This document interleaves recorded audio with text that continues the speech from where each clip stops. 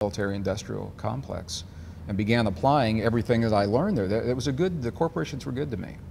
I learned a lot from them, and I did good work for them as well. And I'm taking many things that I learned in those corporations, and presentation and communication skills, and the way people work, and the way our universe works, and we're just applying it to a new problem now. It's the problem of us surviving this time and in history. What scientists are saying are the greatest challenges of recorded human history. Okay. Well, my first intro to the work that you do in the world was with your 0 Point.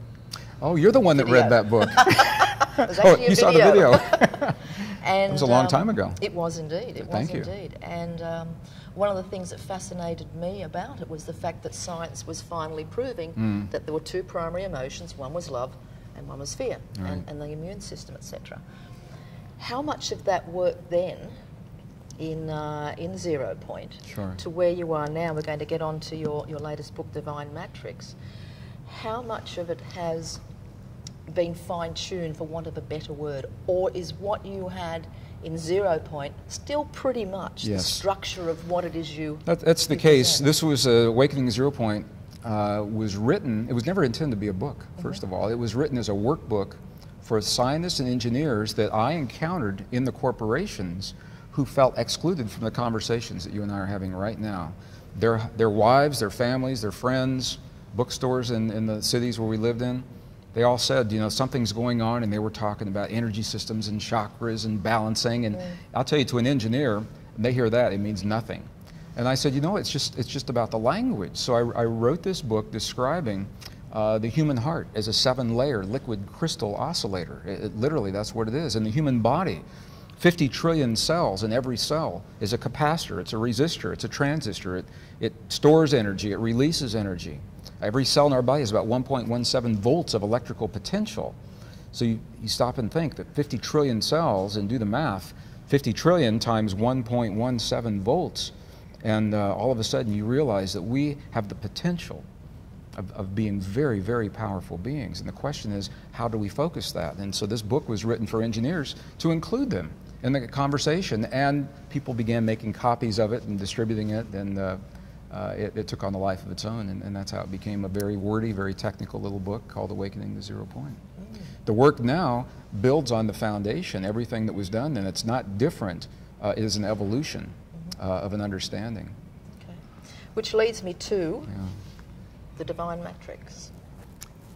When did this publish? That book was in the making for over 20 years. Seriously? It took 20 years to put this together.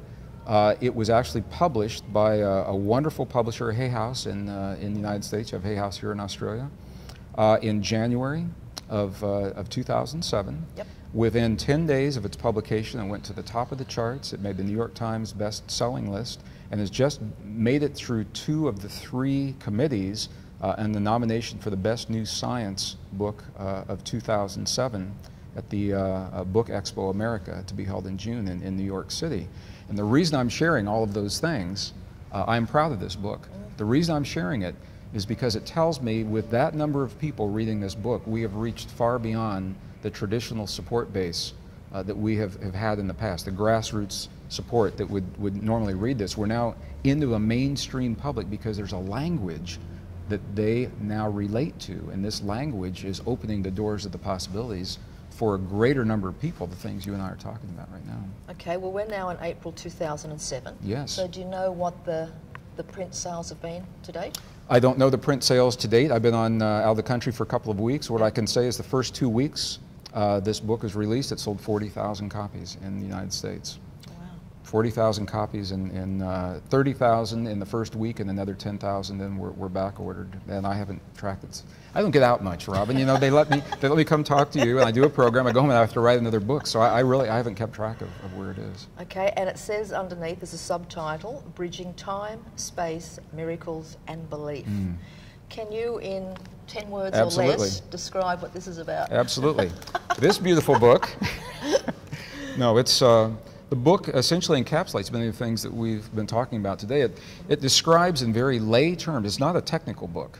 But describes the science, very exciting science. Western scientists now acknowledge the fact, and it is a fact, that we are bathed in a field of intelligent energy. It's everywhere all the time. It's not out there. It's inside of me. It's inside of you. We connect with it.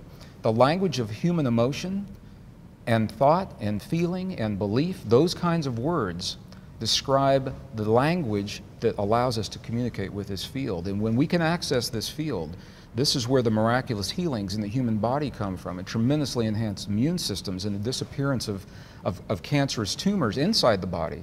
And experiments have been done with many people trained to feel the language of peace in their hearts, and they've been placed in war-torn areas such as the Middle East. And when they do the kinds of things they were trained to do, all that happens in those areas, peace. Terrorist activities drop to zero. Crimes against people decline. Emergency hospital room visits decline.